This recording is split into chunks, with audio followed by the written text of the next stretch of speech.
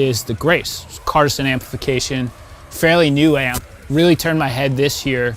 Sort of designed to put the maximum amount of gain into a rocky, fuzzy kind of tone while still maintaining clarity. And the harmonics you get out of that amp really don't sound like any other amp I have. It's this really unique, special thing. Very simple to dial.